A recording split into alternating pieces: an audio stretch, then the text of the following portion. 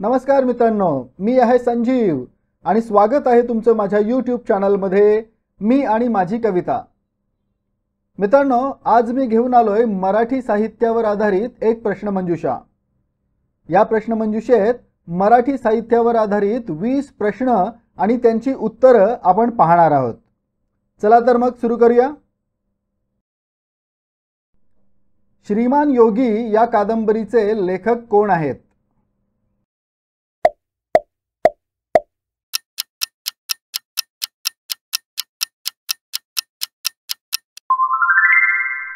मित्रांनो, श्रीमान योगी ही छत्रपती शिवाजी महाराजांच्या जीवनावर आधारित एक प्रसिद्ध ऐतिहासिक कादंबरी आहे आणि या कादंबरीचे लेखक आहेत रणजित देसाई। कोसला ही कादंबरी कोणी लिहिली आहे?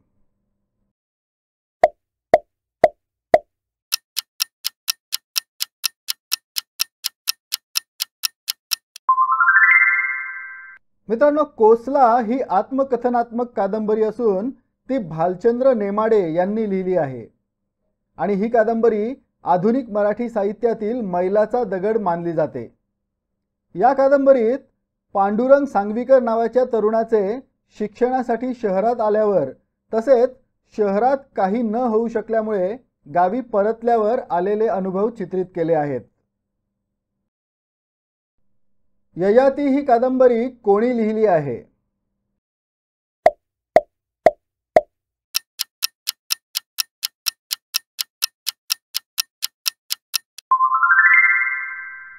मित्रांनो, सुंदर शब्दालंकारांनी नटलेली ययाती ही कादंबरी वि.स. खांडेकर यांनी लिहिली आहे।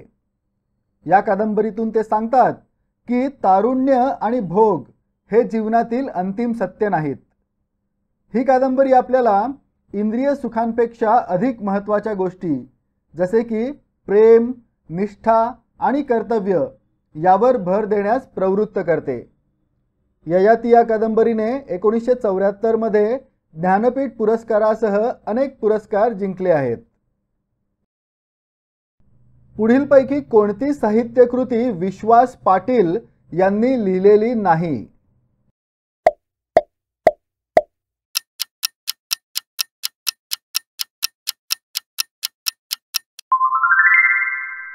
मित्रांनो, पानिपतच्या युद्धाचे वर्णन करणारी पानिपत, धरणग्रस्तांची होणारी फरफट सांगणारी झाडाझडती आणि नेताजी सुभाषचंद्र बोस यांच्या संपूर्ण आयुष्याबद्दल सगळा खरा इतिहास सांगणारी महानायक या कादंबऱ्या विश्वास पाटील यांनी लिहिल्या आहेत। कर्णाच्या असामान्य व्यक्तिमत्वाचा वेध घेणारी मृत्युंजय ही कादंबरी मात्र शिवाजी सावंत यांनी लिहिली आहे। ज्ञानपीठ पुरस्कार प्राप्त साहित्यिक या निकषात पुढीलपैकी कोण बसत नाहीत?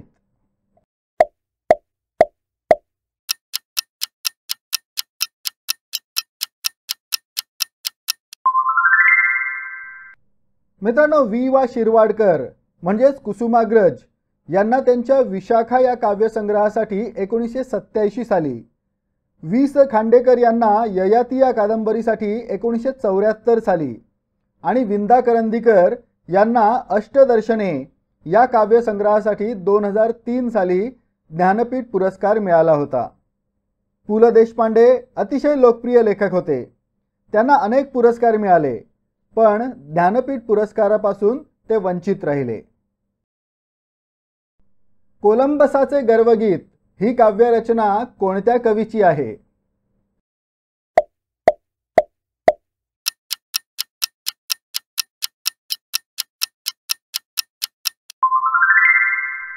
मित्रांनो, निसर्गातील अनेक संकटांवर मात करत कोलंबसाने कसे मार्गक्रमण केले याची गोष्ट सांगणारी कोलंबसाचे गर्वगीत ही कविता कुसुमाग्रज यांच्या विशाखा काव्यसंग्रहातली आहे।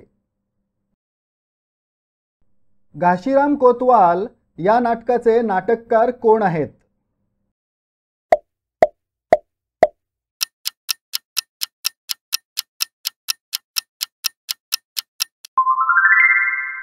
मित्रांनो, घाशीराम कोतवाल हे मानवी मनात दडलेल्या जीवनातील क्रूरतेचे दर्शन घडवणारे नाटक विजय तेंडुलकर यांनी लिहिले आहे।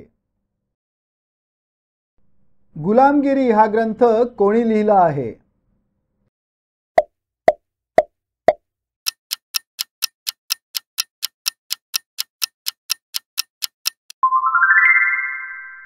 मित्रांनो, जाती व्यवस्थेबद्दल आणि विशिष्ट जातींचे कसे शोषण झाले याबद्दल बोलणारे गुलामगिरी हे पहिलेच पुस्तक महात्मा ज्योतिबा फुले यांनी 1873 साली लिहिले होते. बालकवी म्हणून कोणाला संबोधले जाते?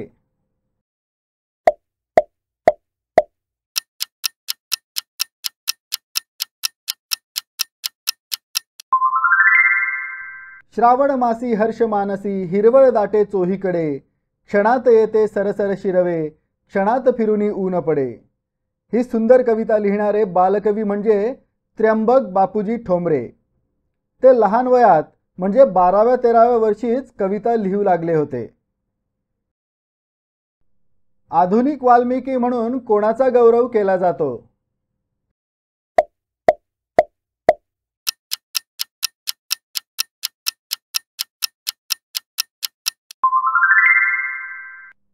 मित्रांनो, महर्षी वाल्मिकी यांनी लिहिलेली रामकथा ग दि माडगुळकर यांनी गीत रामायणात 56 गीतांच्या स्वरूपात शब्दबद्ध केली आहे.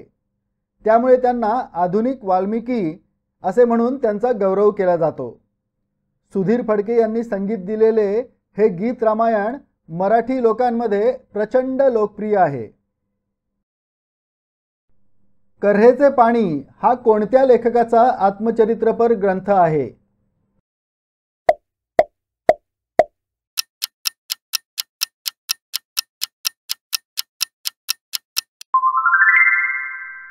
मित्रांनो, कर्हेचे पाणी हे आचार्य अत्रे म्हणजेच प्रल्हाद केशव अत्रे यांचे आत्मचरित्र आहे.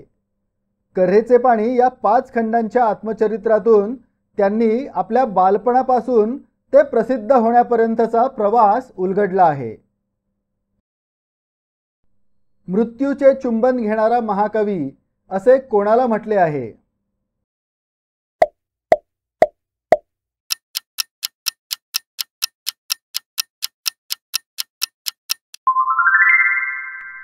मित्रांनो, देशसेवा करतच प्राण जावा अशी साने गुरुजींची इच्छा होती. मात्र समाजाने, राजकारणाने त्यांना हतबल केले. ते निराश झाले. ओसाड जीवनाचे पाहून वाळवंट, करपून जीव जाई येई भरून कंठ. अशा निराशाजनक वातावरणात साने गुरुजींसारखा तरल मनाचा, हळवा, संवेदनशील कवी कसा काय जगू शकणार? शेवटी त्यांनी स्वतःच्या प्राणांचे बलिदान दिले आणि आपले जीवनकार्य संपवून घेतले. तेव्हा गहिवरून जाऊन आचार्य अत्रे यांनी त्यांना मृत्यूचे चुंबन घेणारा महाकवी असे म्हटले होते. निसर्गकन्या असे कोणत्या कवयित्रीला म्हटले जाते?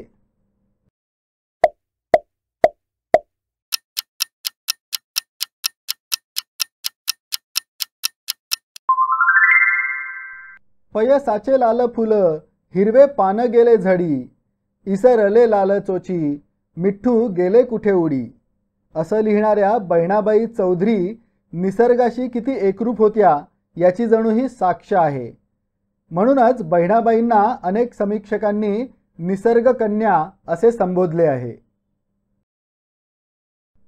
देणाऱ्याने देत जावे, घेणाऱ्याने घेत जावे या काव्यपंक्ती कोणाच्या आहेत?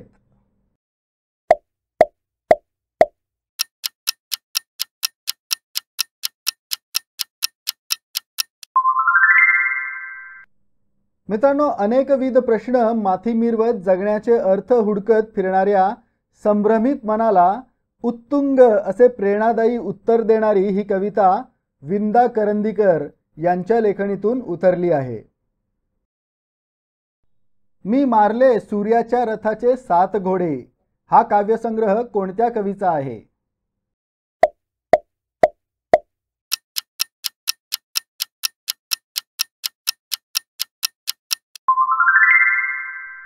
मित्रांनो, सामाजिक जाणीवा आणि विविधतेचे प्रतिनिधित्व करणाऱ्या कवितांचा मी मारले सूर्याच्या रथाचे 7 घोडे हा काव्यसंग्रह नामदेव ढसाळ यांनी लिहिला आहे.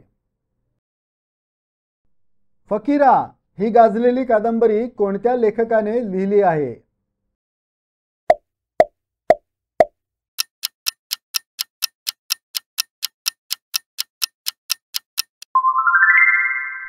मित्रांनो, दलित समाजातील एका शूर आणि कणखर व्यक्तीच्या जीवनाचे चित्रण करताना शोषितांच्या संघर्षाला वाचा फोडणारी फकीरा ही कादंबरी अण्णाभाऊ साठे यांनी लिहिली आहे. गीताई या ग्रंथाचे लेखक कोण आहेत?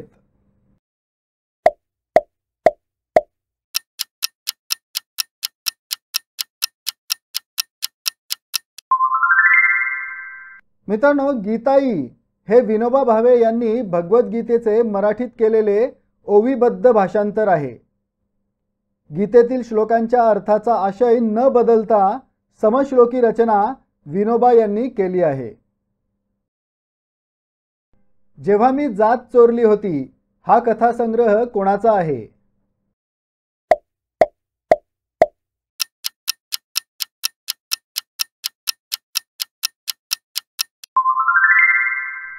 मित्रांनो, जेव्हा मी जात चोरली होती हा समाजाच्या भयानक वास्तव्यावर प्रकाश टाकणाऱ्या कथांचा संग्रह बाबूराव बागुल यांनी लिहिलेला आहे.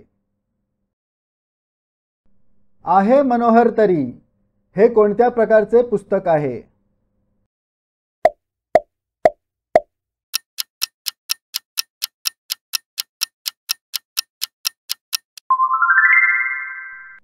मित्रांनो, जीवनातील विविध घटना, अनुभव आणि विचारांवर आधारित आहे मनोहर तरी हे पु ल देशपांडे यांच्या पत्नी सुनीताबाई देशपांडे यांचे आत्मकथन आहे.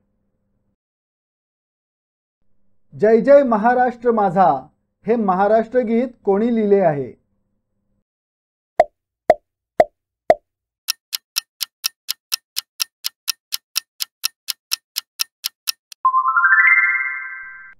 मित्रांनो, महाराष्ट्र राज्याचे गुणगान करणारे हे महाराष्ट्राचे अधिकृत राज्यगीत राजा बढे यांनी लिहिले आहे.